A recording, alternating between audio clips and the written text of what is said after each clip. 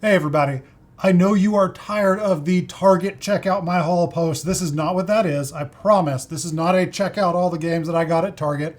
This is actually reviewing the games that are currently on clearance at Target so that when you go to Target to find the games that are on clearance at your local Target, you can know which ones are worth buying or at least make an informed decision about it, because I know a lot of people are getting frustrated that all they're seeing is big piles of boxes and I got this for $7 and I got this for $3, but nothing about the actual games. So in reality, this Space Invaders is the only game on this table that I actually bought at Target on clearance. All the other games here I already owned.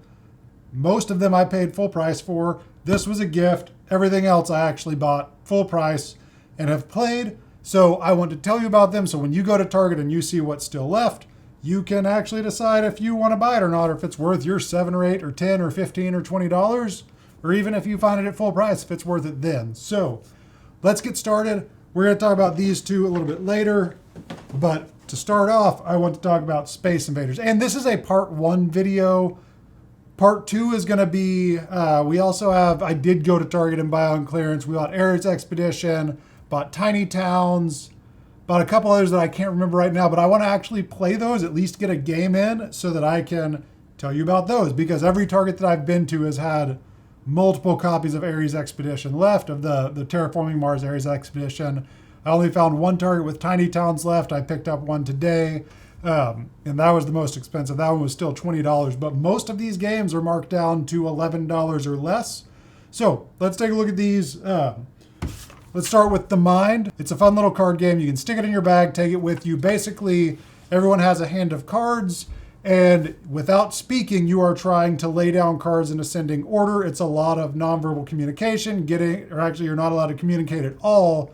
You just gotta have to read how long people are taking to lay down a card to see if you think maybe if there's a 20 on the table, if your 32 is the next highest, or if someone lays down really quick, maybe they have something in between there.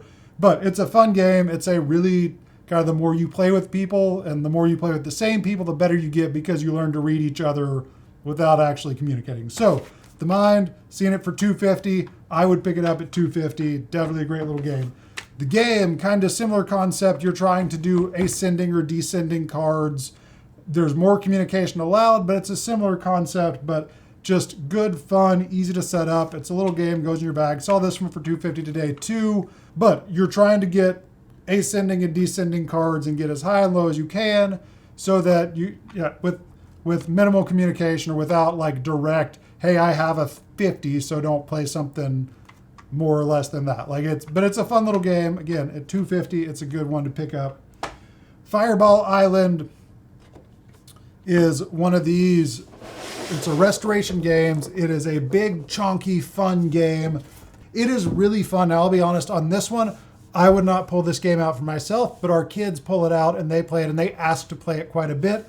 So if you have just adults in the house, unless you are like super child at heart and just want to play the super light games, probably not one to pick up for the adults. But if you have kids, and Peyton's 9, Jared's 12, about to be 13, they still enjoy playing this. But you're running around the island trying to collect stuff. There's these balls that you drop through the thing, and they go and they knock people off of they knock people off of the bridges, and they destroy stuff. But you're trying to get around and collect things on the island and then get back to the helicopter so that you can fly away safely before bad stuff happens.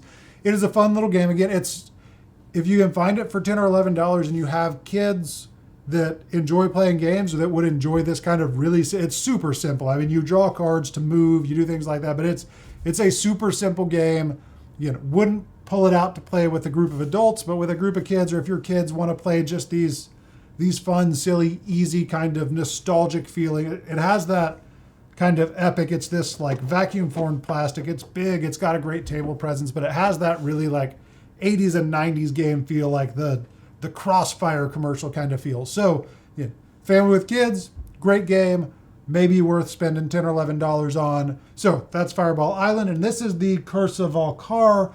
There's another version out, I believe, so I don't know if it's this exact same version that's available, but it's similar. I looked at the back of the box. I couldn't remember which one I actually had when I was at Target and saw it on clearance. So It may be a little bit different, but I believe it's a very similar play. Just nice, fun, chunky family game. You're going to have a good time with it. You're going to yell. There's going to be loud, like making noise at the table. So kids are going to really enjoy it. And it's playable by adults. It's enjoyable enough for the adults to play. So that's Fireball Island.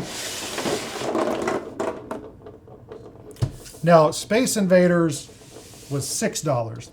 And we got this 2 days ago, and in the last 2 days, it has quickly become the probably lowest cost per play game in our household because the boys have been playing it nonstop. I think they played it 7 or 8 times yesterday. I played it with them last night. Jared taught me how to play. It was a ton of fun, very nostalgic. It's obviously I played Space Invaders on my TI-83 calculator in high school. So the nostalgia of the game is there. You have these cards, the classic Space Invaders character. After each round, they're going to move down the board. If they make it to the bottom, they move differently. If they make it to the bottom, then you take damage. And this is your health is tracked over along this side. If you get to 0, you lose. You can mitigate the difficulty by giving the aliens more or less health.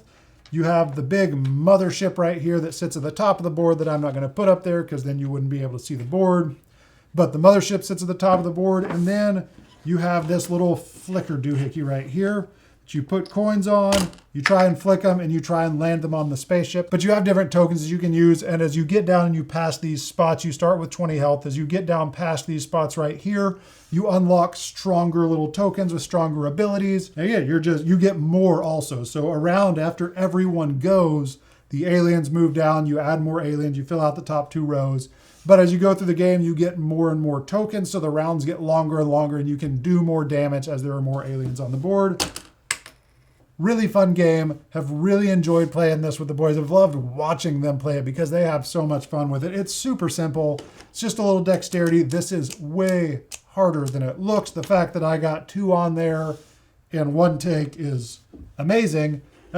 This has a little bowl on it. So you have to be careful about where you put it on there. And it's just a little, there's some physics involved. There's some learning involved about where, like if you put it on this side, it's going to fly off to the side instead of flying straight. So have had a lot of fun with this one, have really enjoyed it, have really enjoyed watching the kids play it. They were upset that I brought it to the studio today because they wanted to play it today. So for $6, if you have children, this is the one that I will probably say, yes, just buy it. Like, not telling you how to spend your money, but if you have kids, it's worth $6. It has been great. Now this is Red Rising. I've seen this at multiple Targets for $11 or $12. I've seen a lot of so-so reviews on this game. I've really enjoyed it every time I've played it. I've played it a few times. Again, I own this game. It was a gift. I did not buy it, but I would have been fine purchasing it, especially at $11. If you're going to pay full price for it, there may be other games that do what this game does a little bit better. Basically, you are in the game, you are using your cards, you're trying to build sets. The cards have their victory points at the top, but they also have these end game points that score based on the other cards in your hand. So like this one, if you end with this card in your hand, you're going to get 11 extra victory points if you don't have any other grays in your hand, and 11 if you don't have any other golds in your hand. So you're doing things to exchange, to put cards on the board, to draw other cards, to get cards from other places in order to get the strongest hand. Again, they do have victory points on them, but the bulk of your points are going to come from those end game situations based on the full hand of the cards that you have at the end of the game. You can get points by moving up the fleet track, by putting helium, or by putting stuff over here at the Institute, by gaining helium. There's a lot of different ways to score, but the base function of the game is to get a really strong hand and get cards that support each other, that do what do what those in-game conditions want to do, and to get rid of the cards that are going to hurt you, and find, as other cards come out, find the ones you need to get a really strong hand. I really enjoy it. I have enjoyed it. Again, every time I've played it, I've enjoyed it. It's a beautiful game. I have no investment in the Red Rising series. I haven't read it. It means nothing to me. Allison is currently reading it, but there is nothing about the series itself that makes me like this game because I have no connection to it. I have heard if you do like it, then it connects a little bit more because you know the characters. So I have no connection to the characters, but I still really enjoy the mechanics and the gameplay of this game. And this is PanAm. I have seen this as low as $11. I think we paid $35 for it. We paid full price for it. We've really enjoyed playing it. I haven't played it a bit. I'm a little foggy on it. But basically, PanAm, it has a little bit of a Ticket to Ride feel, but a lot more complex than what you're trying to do.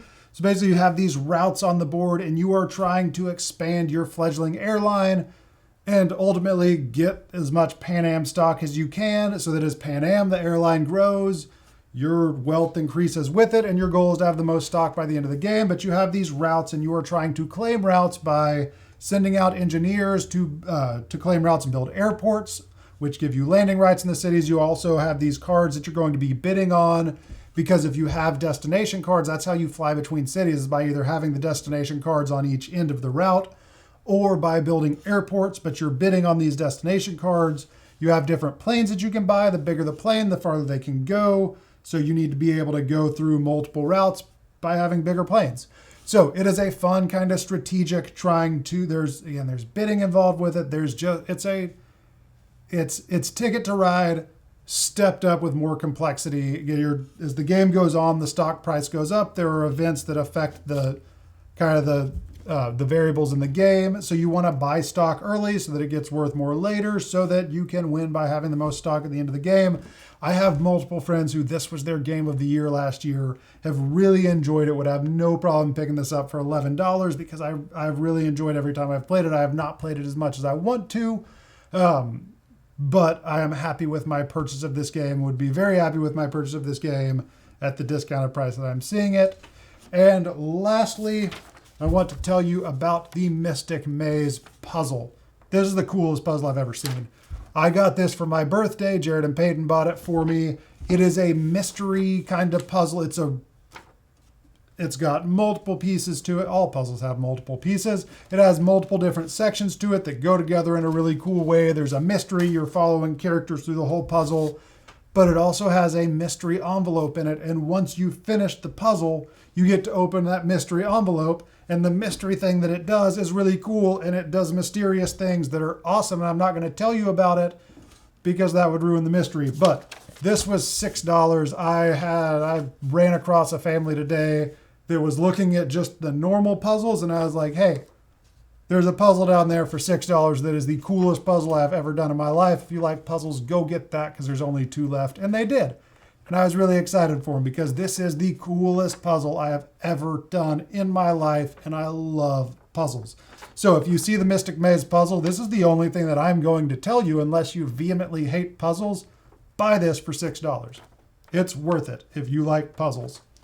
So this is round 1 of the games that are on clearance at Target. Again, my goal is not to tell you what games to buy. My goal is to give you more than just a stack of, hey, look at what I bought, so that you can decide if the games are right for you. Because some people are going to go into Target and just buy everything on clearance and hope that they get at least a couple of games that they like. And some people are going to go in and say, I have $15 that is really important to me, and I want to spend it on the best game that I can. So hopefully this has helped you do that. Again, I have more games that we actually bought at the clearance sale and have yet to play, and I need to play through at least a game of those so I can have an idea and give you an opinion, at least a first impression on it. It won't be an in-depth review, but a first impression. So hopefully this is helpful. Hopefully you can get out to your Target this weekend and they still have stuff left.